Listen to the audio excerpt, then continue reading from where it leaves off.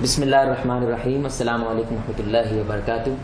This is your brother Jawad Ahad. Welcome you in our show Discovering the Truth with Dr. Hafiz Muhammad Zubair Saab, where we will try our level best to find perfect replies for the most controversial questions posed to Islam. Before I go into the topic of our today's episode, I just want to give you a quick introduction of our guest Dr. Saab. آپ نے 97 کے اندر راولپنڈی سے اپنی intermediate education complete کی.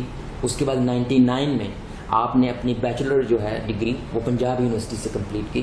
اس کے بعد آپ religious education کی طرف مائل ہوئے اور آپ نے 1 سالہ کورس فہم دین کورس قرآن اکیڈمی سے مکمل کیا. پھر آپ جامعہ رحمانیہ میں ایڈمٹ ہوئے ریلیجیس ایجوکیشن کے لیے اور وہاں سے آپ نے 2004 میں ریلیجیس ایجوکیشن کے لحاظ سے گریجویٹ ہوئے اور ساتھ ساتھ آپ اپنی ورڈلی ایجوکیشن کو بھی ساتھ لے کے چل رہے تھے. آپ نے ماسٹر ڈگری کی ان عربک اور political science from the Punjab university. پھر اس کے بعد آپ کافی عرصہ کے لیے جاب بھی کرتے رہے قرآن اکیڈمی کے اندر بھی, جامعہ رحمانیہ میں بھی آپ جاب کرتے رہے اور اس کے بعد آپ نے اپنی پی ایچ ڈی کے لیے بھی اپلائی کیا پنجاب یونیورسٹی میں ان اسلامک اسٹڈیز ماشاءاللہ, اور 2012 میں آپ کی پی ایچ ڈی بھی کمپلیٹ ہوئی. تو اس کے بعد کچھ عرصے کے لیے آپ نے سرگودا یونیورسٹی میں as an assistant professor job بھی کی اور اس کے بعد آپ ماشاءاللہ اس وقت سے آج تک 5 سال سے کامسٹ یونیورسٹی میں as an assistant professor in humanity department پہ کام کر رہے ہیں. سائڈ بائی سائڈ ماشاءاللہ ڈاکٹر صاحب ایکٹیولی انوالوڈ ان دعویٰ ایکٹیویٹیز آلسو اکراس پاکستان ان ڈفرینٹ انسٹیٹیوشن, اسکول, کالجز, مساجد میں آپ کی دعویٰ ایکٹیویٹیز چلتی رہتی ہیں اور اب تک قریباً 10 کتابوں کے مصنف بھی رہ چکے ہیں اور ان کی کتابیں نہ صرف پاکستان میں بلکہ انڈیا اور دوسرے دیشوں کے اندر بھی, دوسرے ملکوں کے اندر بھی ڈسٹریبیوٹ ہو چکی ہیں اور قریباً 150 کے قریب ریسرچ آرٹیکلس بھی ماشاءاللہ آپ لکھ چکے ہیں. اور محدث کے اندر الشریعہ جس طرح کے رسالے ہیں, ماہانہ رسالے ہیں, ان کے اندر بھی آپ کے آرٹیکل چھپتے رہتے ہیں. تو ہمارے ساتھ موجود ہیں ڈاکٹر حافظ محمد زبیر صاحب اور ان کی ایک کتاب جو کہ ماشاءاللہ اس کی بہت اچھی فیڈ بیک آئی ہمیں, اور جو آڈینس تھی, جو ریڈرز تھے اس بک کے, انہوں نے کہا کہ یہ بک ویڈیو فارم کے اندر بھی آنی چاہیے کیونکہ آج کل کے رجحان ہے کہ لوگ ریڈنگ کی طرف اتنا زیادہ دھیان نہیں دیتے. تو ان کی کتاب وجود باری تعالیٰ مذہب, فلسفہ اور سائنس کی روشنی میں, اس بک کو ہم ویڈیو فارم کے اندر لے کے آنے کی کوشش کر رہے ہیں. تو اسی بات سے ہم آغاز کرتے ہیں اپنے ڈاکٹر صاحب سے کہ وہ سب سے پہلے تو ہمیں اس کتاب کے بارے میں کچھ بتلائیں کہ آپ نے اس بک میں کس چیز کو زیادہ فوکس کیا ہے, کس ایشو کو زیادہ فوکس کیا ہے اور کیا مین میسج آپ اس کتاب کے ذریعے دوسروں کو دینا چاہ رہے ہیں. بسم اللہ الرحمن الرحیم. جیسا کہ کتاب کے نام سے ظاہر ہے, وجود باری تعالیٰ اور existence of God in the light of philosophy, science and religion, جی 3 ہمارے ہاں بڑی ڈومینز ہیں جی کی روشنی میں ہم نے خدا کی ایگزسٹنس کے بارے میں گفتگو کی ہے. جی. فلاسفی تو بہت گریک فلاسفی سے یہ مسئلہ چلا آ رہا ہے خدا کی ایگزسٹنس کے بارے میں. اچھا اچھا. تو اس کو ان ڈیپتھ اسٹڈی کیا گیا. پھر ہمارے ہاں جو مڈل ایجز میں, قرون وسطیٰ میں, جو مسلم فلاسفی جسے ہم کہتے ہیں, اس میں خدا کے بارے میں کیا کانسیپٹس رہے ہیں ان کو ایک پورے چیپٹر میں بیان کیا گیا. جو اس کا سیکنڈ چیپٹر ہے, پہلا تو فلاسفی کے بارے میں کہ فلاسفی خدا کے بارے میں کیا کہتی رہی ہے, کلاسیکل فلاسفی خاص طور پر. دوسرا جو ماڈرن سائنس ہے وہ خدا کے بارے میں کیا کہتی ہے, اور ماڈرن سائنس کے بارے میں جو کچھ مسکنسیپشنز ہیں کہ ماڈرن سائنس خدا کو ریجیکٹ کرتی ہے یا ایتھیزم کی طرف, خدا کے انکار کی طرف آپ کو لے کے جاتی ہے جی, یا ریلیجن کو سپورٹ نہیں کرتی. ان کویشچنس کو ہم نے ایڈریس کیا ہے اس چیپٹر کے اندر خاص طور پہ. اور تیسرا جو ہے وہ ریلیجن میں, خاص طور پہ اسلام کے اندر کے شروع میں جسے ہم علم الکلام کہتے ہیں, جی اس کو انگریزی میں تھیالوجی کہتے ہیں, الہیات کا علم, خدا کے وجود کے بارے میں, اس کے ایٹریبیوٹس کے بارے میں جی. جو بھی ہمارے ہاں بحثیں ہوئی ہیں قرآن و سنہ کی روشنی میں, ٹریڈیشن کی روشنی میں, روایت کی روشنی میں, روایت انٹرپریٹیشن کی روشنی میں, جی اس کی ایکسپلینیشن کی. تو وہ اس کا تیسرا چیپٹر ہے کہ ریلیجن جو ہے وہ خدا کے وجود کو کس طرح سے ڈسکس کر رہا ہے, کیسے بیان کر رہا ہے. تو اس طرح سے 3 ڈومینس کے اندر جو ہے اس کو. اور زیادہ جو بڑا ایک فوکس ہے, مطلب جو میجر کویشچنز ہیں اس کتاب میں جن کو ایڈریس کیا گیا, ان میں سے ایک ایتھیزم کا بھی ہے اور اس کا آپ کہہ سکتے ہیں کہ ایک مین فوکس ایتھیزم بھی ہے. یعنی کہ آج ہماری اس پہلی ایپیسوڈ کا ایک مین ٹاپک یہ بن سکتا ہے گاڈ, ریالٹی اور ڈیلوژن. تو شیخ سب سے پہلے میں آپ کو یہ کویشچن اس کے لحاظ سے کرنا چاہوں گا کہ ہمارے پبلک کے ذہنوں میں یہ ایک مسکنسیپشن ہے آئی گیس کہ یہ جو ایتھیزم ہے یہ 100 سال 150 سال پہلے سے یہ ہمارے سوسائٹی کے اندر پروان چڑھا ہے, لیکن جب قرآن کا شاید مطالعہ کیا جائے اور پیچھے ہسٹری میں دیکھا جائے تو تقریباً ہر دور کے اندر ایتھیسٹ موجود رہے ہیں, لیکن ڈفرینٹ ناموں کے ساتھ, ڈفرینٹ انداز کے ساتھ. تو سب سے پہلے آپ ہمیں یہ بتلائیے کیا یہ واقعی ہی میں ہمارے نبی کے دور میں بھی ایتھیسٹ یا ایگنوسٹک لوگ موجود تھے؟ اگر تھے تو ان میں اور آج کے ایتھیسٹ میں فرق کیا ہے؟ دیکھیے ایتھیسٹ تو ہر دور میں رہے ہیں. قرآن نے جو تعارف کروایا ہے خاص طور پہ فرعون کے حوالے سے اور اس کے جو کانسیپٹس تھے انا ربکم الاعلی، تو وہ خدا کو نہیں مانتا تھا، بلکہ حضرت موسیٰ علیہ السلام نے جب اس کو اللہ کی طرف دعوت دی تو اس نے اپنے وزیر حامان سے یہی بات کہی تھی کہ آپ میرے لیے ایک محل بناؤ، اس محل کے اوپر چڑھ کے فاطلیٰ الہ موسیٰ، میں آسمان میں جھانکوں دیکھوں موسیٰ کے خدا آسمانوں میں بیٹھا ہے کہ نہیں بیٹھا ہے. تو بہرحال یہ کانسیپٹس تو شروع سے چلے آ رہے ہیں، لیکن بہت کم لوگ تھے، مطلب آٹے میں نمک کے برابر بھی نہیں تھے. جی لیکن یہ ہے کہ اب یہ وائرس جو ہے یہ جرثومہ بہت تیزی سے پھیل رہا ہے، مطلب ایک فیشن کے طور پہ، خاص طور پہ ہمارے جو جدید تعلیمی ادارے ہیں جنہیں ہم یونیورسٹیز کہتے ہیں اور سائنس وائنس کے نام پہ یہ چیزیں بہت تیزی سے پھیل رہی ہیں. اور اس کی بنیادی وجہ جو ہے وہ مسکنسیپشن، اگنورینس اور بالکل جہالت آپ کہہ رہے ہیں. بالکل. تو شیخ سب سے پہلے مطلب یہ جو بات ہے یہ ایک جو ساؤنڈ مائنڈ ہے یا ساؤنڈ ذہن رکھنے والا بندہ یہ بات ماننے سے آلموسٹ امپاسبل یہ لگتا ہے کہ خدا ہے نہیں ہے، خدا کا وجود نہیں ہو سکتا. تو ایتھیزم جو ایک انفارمیشن جو پھیلاتے ہیں اپنی بہت زیادہ کہ یہ کائنات ایک آٹومیٹک نظام کے تحت چل رہی ہے، ہمیں نہیں پتہ اس سے پہلے کیا تھا، نہ ہی ہمیں جاننے کی کوئی ضرورت ہے. خدا یا کائنات یہ سب کچھ ایک ڈیلوژن ہے، ایک مائنڈ کی ہیلوسینیشن ہے. لوگوں نے اپنے ذہنوں سے ایک ازمپشنز کر لی ہے کہ کوئی ہے، اب پتہ نہیں وہ ہے کہ نہیں ہے، اس لیے انکار کرنے بہتر ہے، فوکس کرو اس دنیا کے اوپر، اس دنیا کے معاملات کے اوپر. تو یہ اتنی بڑی بات کہہ کیسے دیتے ہیں کہ خدا اس کائنات کا یا کوئی گاڈ یا کریٹر ہے نہیں؟ حالانکہ 23 تہذیبوں گزر چکی ہیں، ان میں کسی نے بھی بڑے بڑے فلاسفرز گزرے ہیں، انہوں نے کبھی یہ نہیں کہا خدا نہیں ہے. اس کے اوپر بحث ضرور کی ہے لیکن کسی نے یہی نہیں کہا خدا نہیں ہے. تو یہ ان کا آرگومنٹ یہ کیسے کرتے ہیں کہ خدا یا کوئی کریٹر اس کائنات کا موجود نہیں ہے؟ یہ بہت بڑی غلط فہمی ہے. انسان اتنا مجبور ہے یا انسان کی اللہ تعالیٰ نے ساخت ایسی بنائی ہے کہ اس کے لیے پاسبل نہیں ہے کہ وہ کریٹر کا انکار کر سکے.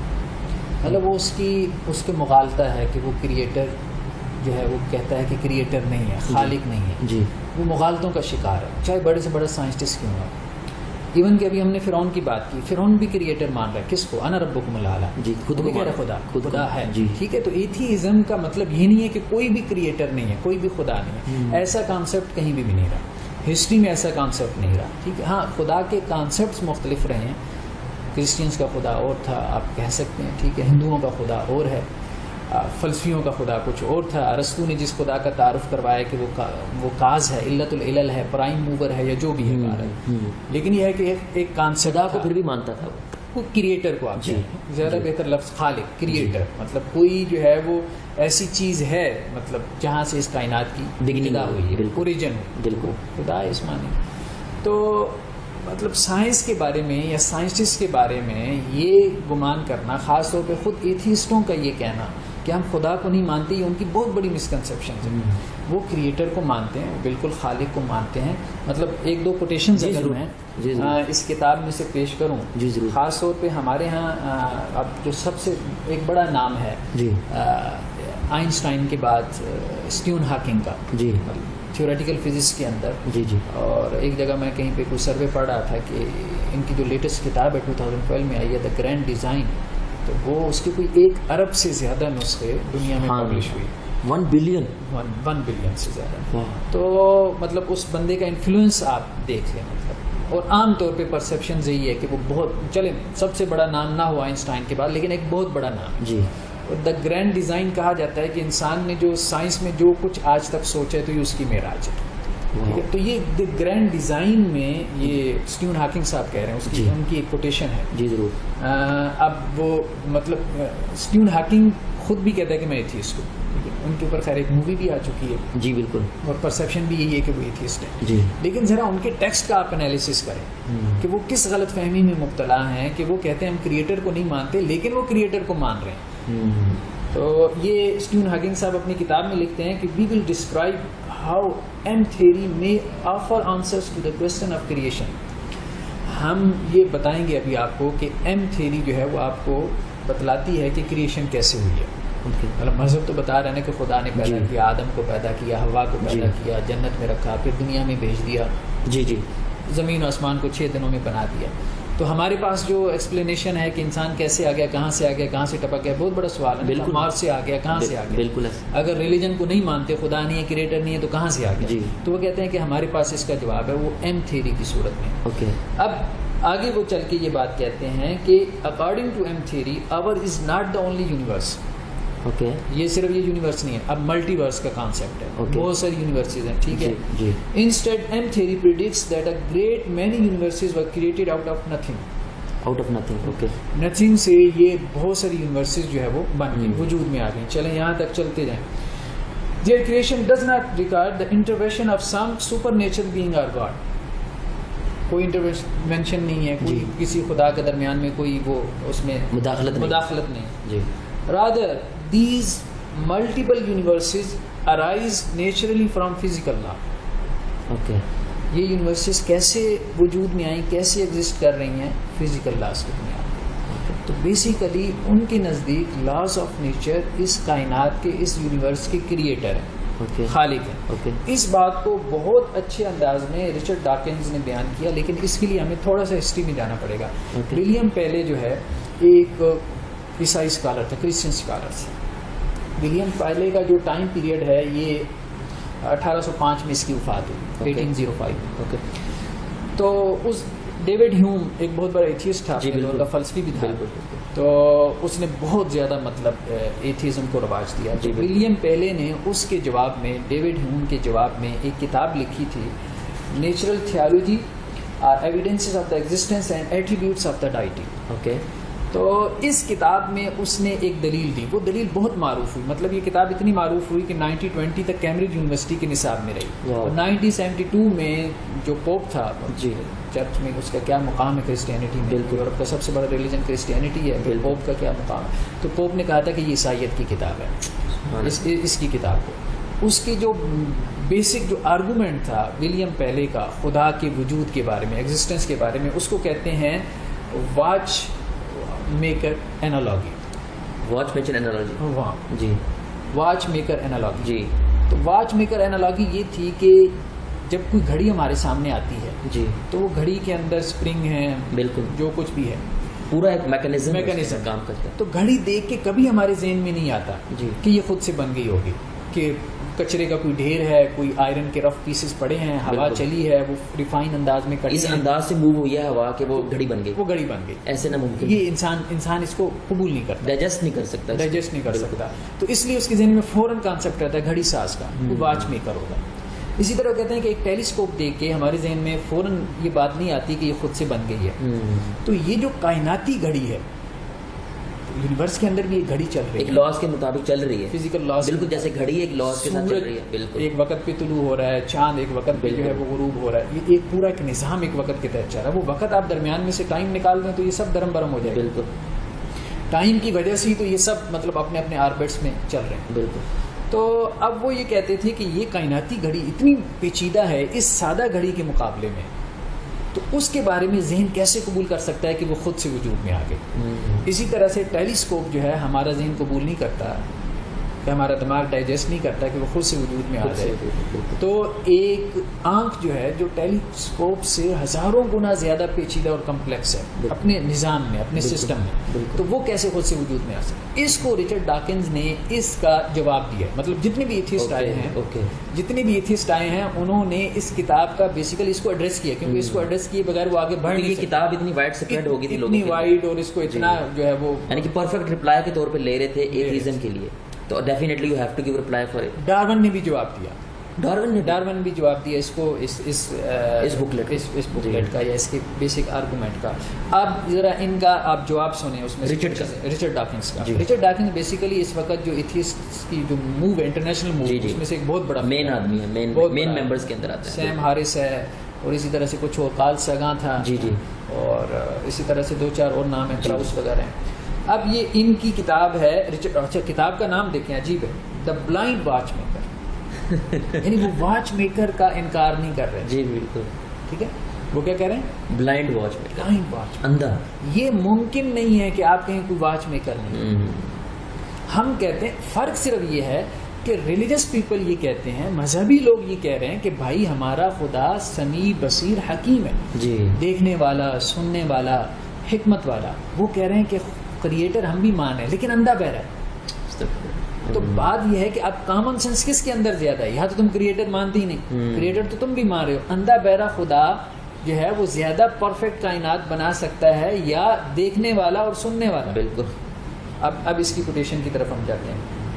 اب یہ اس کو پیلیس کو جو ہے وہ palace argument is made with passionate sincerity and is informed by the best biological scholarship of his day.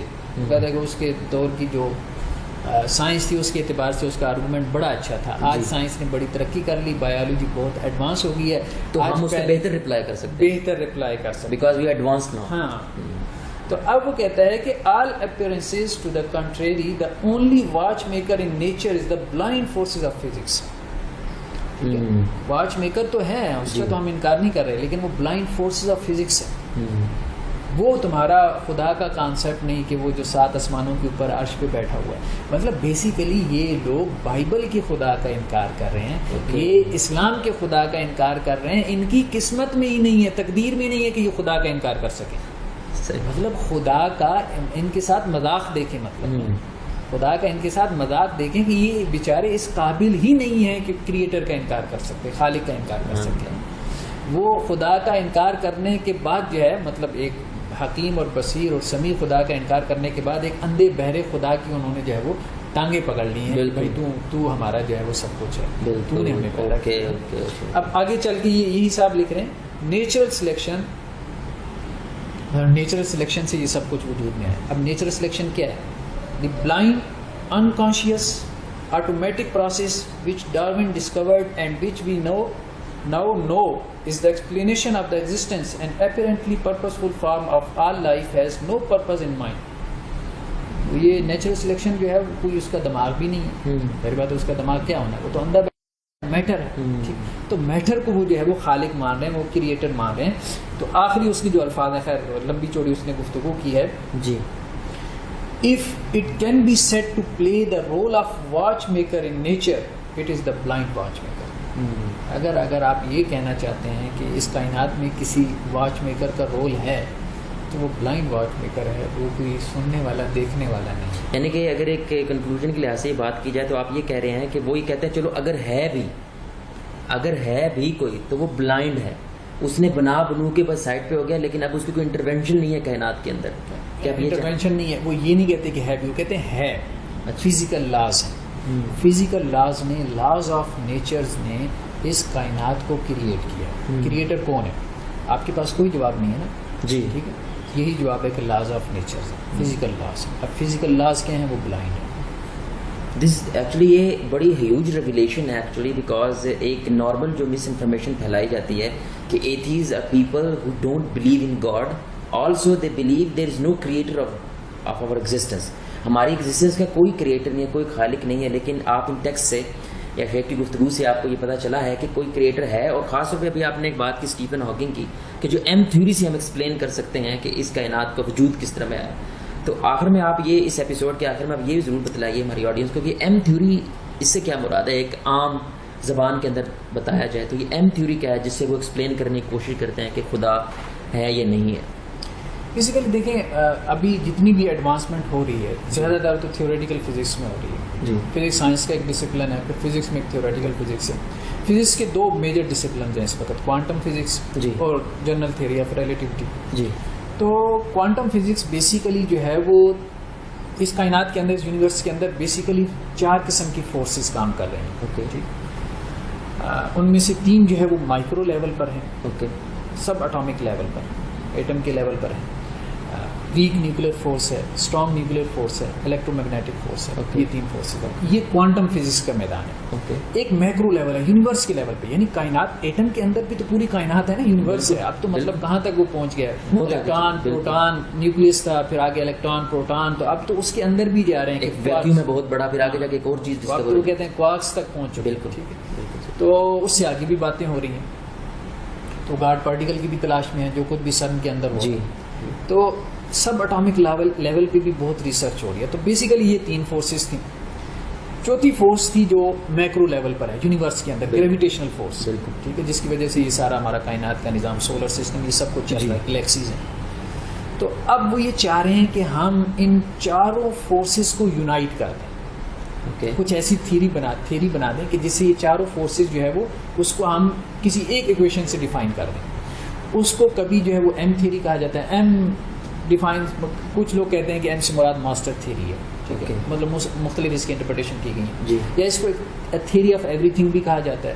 G, Steven Hawking نے، جو اس کی مووی بھی آئی ہے اسٹیون ہاکنگ کی جو کتاب ہے دا گرینڈ ڈیزائن، اس میں اس نے اس کا ذکر بھی کیا، تھیوری آف ایوری، مطلب ہر چیز کو ہم ڈیفائن کر دیں گے، ایک تھیوری سے ہم ڈیفائن کر سکتے ہیں، ہر چیز کو ڈیفائن کر سکتے ہیں.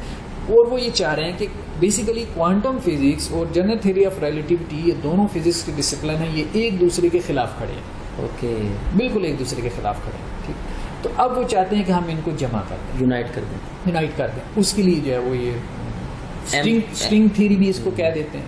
یہ ایم تھیوری لے کے آنا چاہ رہے ہیں. تو یعنی کہ آپ یہ کہہ رہے ہیں ایم تھیوری ابھی آئی نہیں ہے، لیکن وہ کہہ رہے ہیں کہ اس کے اوپر کام ہو رہا ہے، اس کے اوپر کام ہو رہا ہے، اور اس کے ذریعے ہم ایکسپلین کر دیں گے کہ پوری کائنات اور اس کے اندر ہونے والے سارے کام کس طرح. ہاں، اب تک جو مطلب تھیوریٹیکل کام ہوا ہے اس کے مطابق کچھ لوگ کہہ رہے ہیں کہ جی اس میں 10 ڈائمینشنز کا ذکر ہے، کچھ کہہ رہے ہیں کہ اس میں جو ہے وہ 11 ڈائمینشنز کا ذکر ہے. مطلب ابھی تک ہم لوگ 4 ڈائمینشن سے واقف جی، ایکس وائی زی، ٹھیک ہے، کہ میں مطلب 3D ہوں، جی، میری ایک لمبائی ہے، ایک چوڑائی ہے، ایک گہرائی ہے. جی، دنیا کے اندر یہ چیزیں جو ہیں وہ مکان جو ہے، جو اسپیس ہے، وہ 3 ڈائمینشن.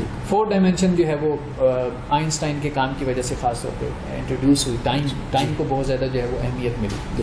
تو اب یہ بات آ رہی ہے کہ نہیں، مکان کی جو ہے وہ ڈائمینشنس 3 نہیں ہے، 10 تک ہیں. تو یہ جو باقی ڈائمینشن ہیں یہ بہت کوئی مائکرو لیول پر ہیں، آپ اس کو آبزرو نہیں کر سکتے. لیکن تھیوریٹیکل کام ابھی تک اس پہ ہو رہا ہے. کوئی ایک آئیڈیا ہے بس. اب دیکھیں اس کو کوانٹم گریوٹی بھی کہہ دیتے ہیں بعض اوقات. جی، تھیوری آف کوانٹم گریوٹی بھی کہہ دیتے ہیں. مطلب آپ گریوٹی کو اور کوانٹم فزکس کو ملا کے آپ ایک نئی تھیوری جو ہے وہ بنانا چاہیں. یہ بیسیکلی ہم تھیوری. اوکے ڈاکٹر صاحب، لاسٹ میں آپ ہمارے آڈینس کے سامنے ایک دفعہ ان شارٹ بتلا دیں کہ اس ایپیسوڈ کے اندر ہم نے جو کچھ ڈسکس کیا تھا کہ ان کے ذہن میں ایک دفعہ دوبارہ سے ریفریش ہو جائے. دیکھیں، ایک جو مطلب میجر فوکس ہمارا رہا ہے جی، وہ یہ رہا ہے کہ انسان کے لیے یہ ممکن نہیں ہے، انسان کا سانچہ، اس کا ذہنی سانچہ ایسا نہیں، اس کی نفسیات ایسی نہیں. مطلب انسان کے اوپر یہ جو جبر ہے، ایک طرح سے یہ جبر کا جو شعور ہے، مطلب یہ بھی ایک خدا تک انسان کو پہنچاتا ہے. بالکل. تو یہ جبر انسان کے اوپر خود کریٹر کی طرف سے ہے کہ وہ کریٹر کا انکار نہیں کر سکتا. وہ کسی نے اس کی فارم تبدیل ہو جائے گی کریٹر کو ماننے کی، یا وہ خود کسی ڈیلوژن میں مبتلا ہو جائے گا. مطلب وہ خدا کا انکار کر کے خود ایک ڈیلوژن میں ہے کہ میں خدا کا انکار کر رہا ہوں بیچارہ، اور کہہ رہا ہے کہ خدا کو ماننے والے ڈیلوژن میں ہیں. مطلب اس کی باتیں تو مطلب چیخ کے پکار. بالکل. مطلب جو کسی ماہر لسانیات کو آپ کہیں، جو لنگوسٹک کا ماہر ہو، مطلب اس کا انالیسس کرے اس کے ٹیکسٹ کا، تو وہ کہے گا یہ تو بیچارہ مان رہا ہے. بالکل. ایک ایسی خواہ جو ہے وہ ایک دھکا کر رہا ہے کہ میں نہیں مان رہا. سو آن دس نوٹ انشاءاللہ we will take your leave.